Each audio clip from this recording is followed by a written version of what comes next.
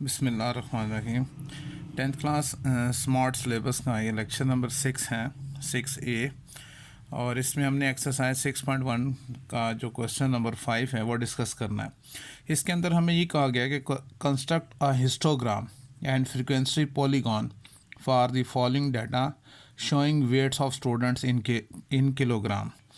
हमारे पास उसने वेट्स दिए हुए हैं क्लासेस बनाकर कि 20 से 24 और 25 से 29 एंड सो ऑन, और उनकी फ्रीक्वेंसी या नंबर ऑफ़ स्टूडेंट्स जो लाई करते हैं इस रेंज में वो साथ साथ बताए हुए हैं।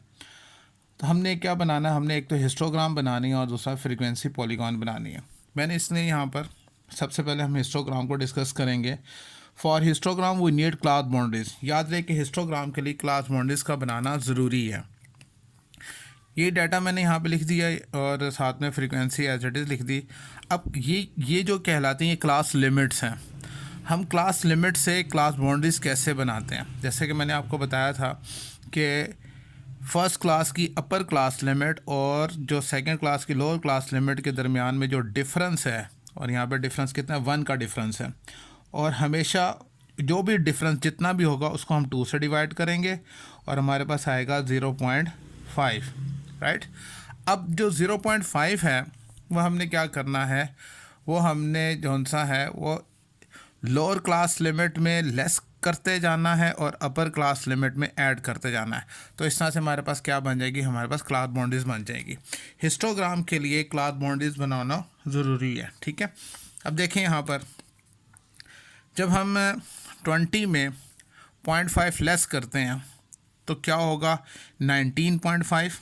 तो हम लिखेंगे यहाँ पर 19.5, और जब 24 में ऐड करेंगे 0.5 तो ये हो जाएगा 24.5, ठीक है।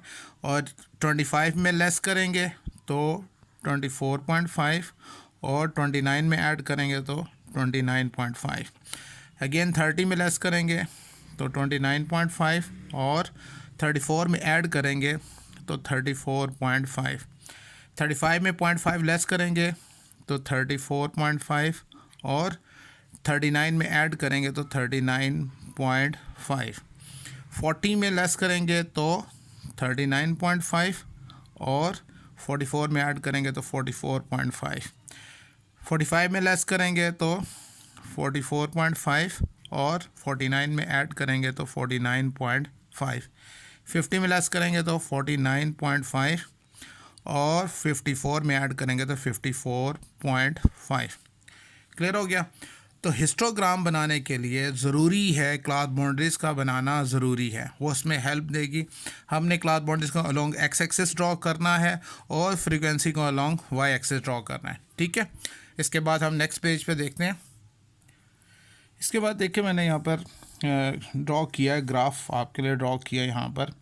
और जैसा कि मैंने टेबल में कहा था कि हमें क्लास बाउंड्रीज रिक्वायर्ड होंगी, तो अलोंग एक्स एक्सिस, ये हमारा एक्स एक्सिस है, ठीक है, एस एक्सिस, और ये हमारे पास है वाई एक्सिस, वाई एक्सिस, ठीक है। अच्छा, एक्स एक्सिस के साथ जौन सा ये हो गया, हमने अलॉन्ग एक्स एक्सिस जो क्लास बाउंड्रीज थी हमने वो ड्रॉ की, यानी 19.5 से 24.5 और 24.5 से 29.5, और इस तरह से हमने यह ड्रॉ किया।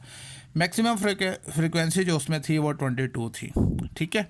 अब हमने क्या करना है, अब हमने उन क्लासेस को देखना है कि इसके अलॉन्ग वो जौन सा है, अगर हम टेबल को अपने सामने रखें तो हमने यहाँ पर हम देखना है कि 19.5 से 24.5 तक जो क्लास बनती है वो उसका क्या जौन सा है वो रेक्टेंगुलर बार बनेगा, ठीक है। इससे पहले कि मैं यहाँ ड्रॉ करूँ, मैंने यहाँ पे नीचे लिखा है, since this is a continuous frequency distribution. ये क्या है, ये कंटिन्यूस फ्रीक्वेंसी डिस्ट्रीब्यूशन है क्लास बाउंड्रीज की वजह से। We proceed as follows. Number 1, mark the class boundaries along x axis using a suitable scale. कि हमने क्या किया कि क्लास बाउंड्रीज को हमने अलॉन्ग एक्स एक्सिस को पे मार्क किया और सूटेबल स्केल हमने साथ रखा।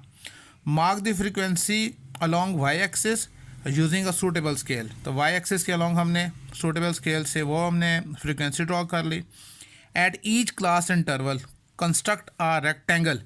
हमने हर क्लास इंटरवल में एक रेक्टेंगल कंस्ट्रक्ट करना है, height corresponding to the frequency of that group. जो उस ग्रुप की जो फ्रीक्वेंसी होगी वो हमने उसके अलॉन्ग जो सा वो ड्रॉ करनी है। ठीक है, अब देखें जैसे कि टेबल में हमें गिवन है, अगर देखें क्लॉथ बाउंड्रीज जो बनी हुई है 19.5 टू 24.5, तो इसकी फ्रीक्वेंसी कितनी है 5। तो हमने यहाँ पर देखना है कि 19.5 टू 24.5 है, और जो हमने ड्रॉ करना है रेक्टेंगल जो ड्रॉ करना है उसकी फ्रीक्वेंसी क्या है 5।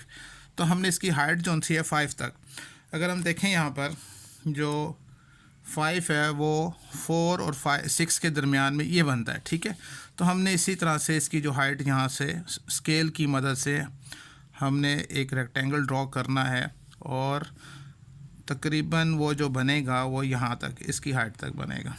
ठीक है, ये और इस तरह से इसको 24.5 से, और हमने इस तरह से एक रेक्टेंगल ड्रॉ कर लेना, और ठीक है इस तरह से आ जाएगा। और चूँकि इसकी फ्रीक्वेंसी कितनी है, यहाँ पर 5 फ्रीक्वेंसी है, तो इसके टॉप पे यहाँ पर फ्रीक्वेंसी 5 लिख देंगे। उसके बाद नेक्स्ट जो सी क्लॉथ बाउंड्री है वो है 24.5 से 29.5, यानी 24.5 से 29.5, और उसकी फ्रीक्वेंसी कितनी है 8। अब हमने इसी को आगे एक्सटेंड करना है 8 तक। ठीक है, तो स्केल की मदद से हमने क्या करना है, इसको यहाँ से ऐसे, ये 8 है, इसके बिल्कुल सामने कोरस्पॉन्डिंग जौन सा है उसकी फ्रीक्वेंसी हमने ड्रॉ करनी है लाइक दिस, और फिर इसको मिला देना है, और इसकी जो भी फ्रीक्वेंसी 8 थी तो इसकी यहाँ पर मिड पे हम ऊपर लिख देंगे।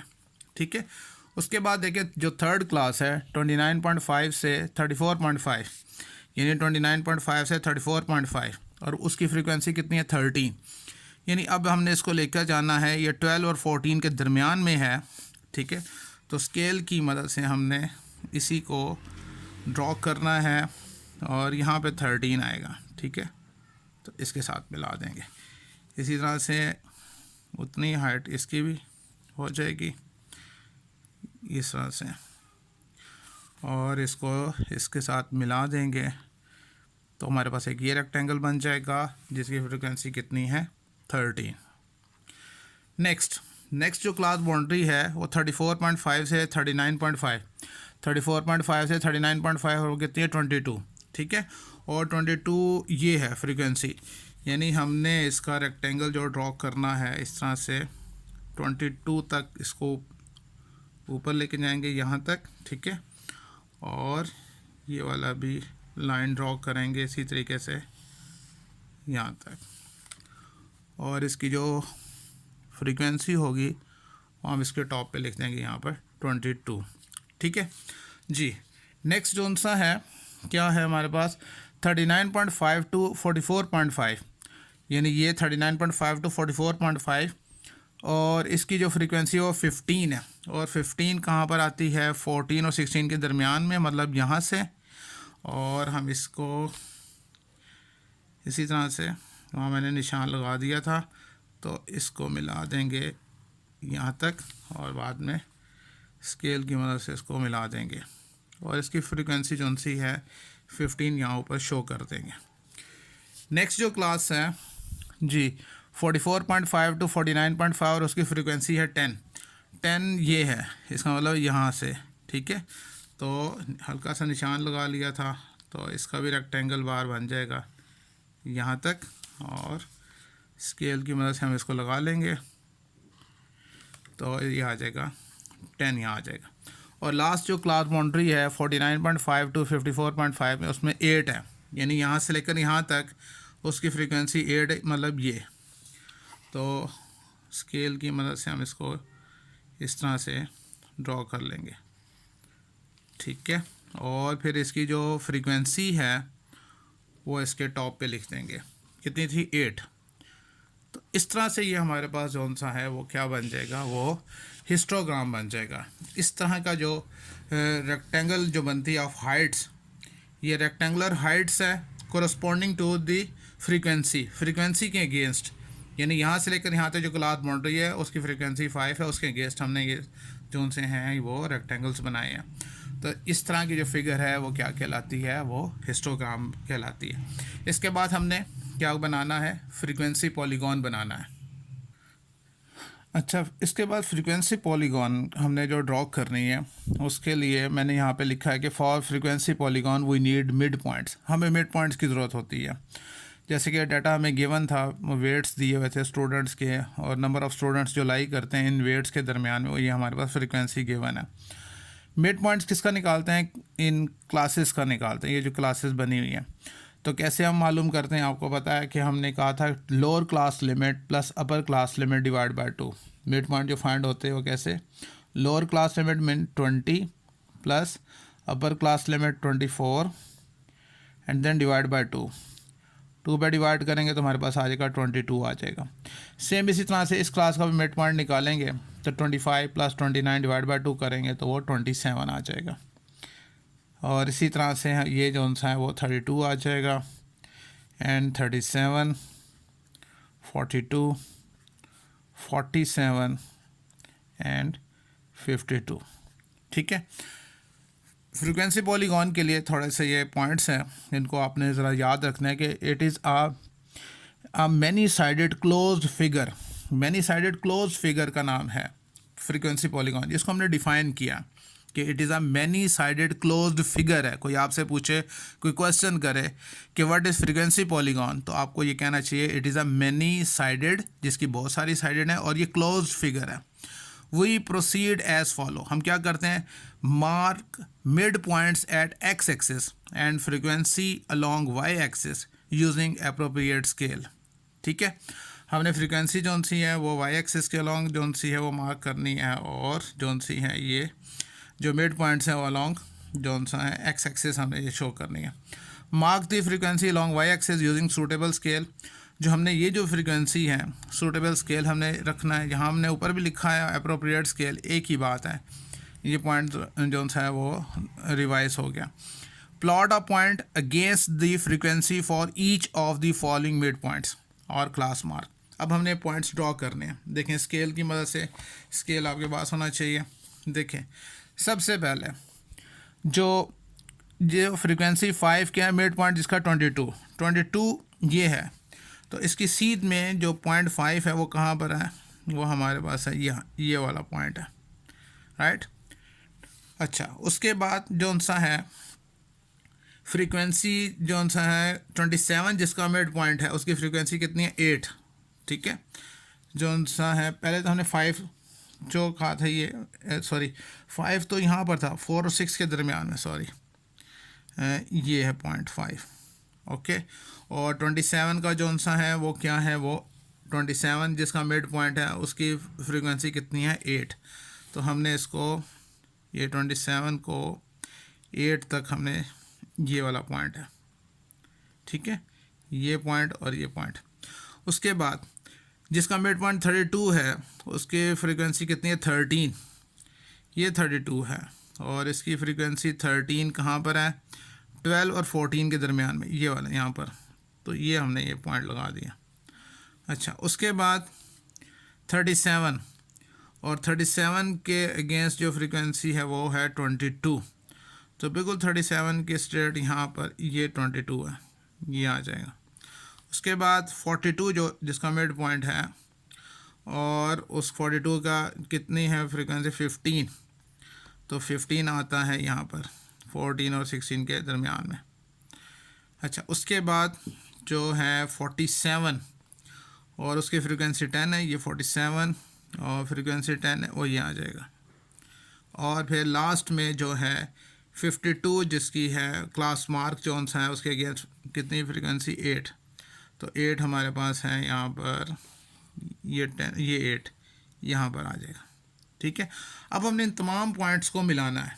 ठीक है, हमने इन तमाम पॉइंट्स को मिलाएंगे किस स्केल की मदद से। जैसे हम यहाँ पर देखेंगे, इसको इससे मिला देंगे, इस पॉइंट को इस पॉइंट से मिला देंगे। ठीक है, यहाँ से ये पॉइंट जो सा है इसके साथ, और इसको इस पॉइंट के साथ, एंड देन ये इसके साथ आ जाएगा, ये पॉइंट इसके साथ अटैच हो जाएगा, ये इसके साथ। ठीक है, और इस तरह से ये आ जाएगा तो इस तरह से ये देखें, हमने फ्रीक्वेंसी पॉलीगॉन के बारे में क्या कहा है, it is a many sided, बहुत सारी साइड है, 1 2 3 4 5 6 7 8 और एक ये 9 साइडेड, और मैनी साइडेड क्लोज फिगर है, ये क्लोज फिगर है, ओपन फिगर नहीं है, ये क्लोज फिगर है। तो इस तरह से हमने ये फ्रीक्वेंसी पॉलीगॉन भी बना लिया। तो मुझे उम्मीद है आपका ये लेक्चर समझ में आया होगा। फिर भी कोई पॉइंट समझ में नहीं आया तो आप ज़रूर डिस्कस कीजिए। अल्लाह हाफिज़।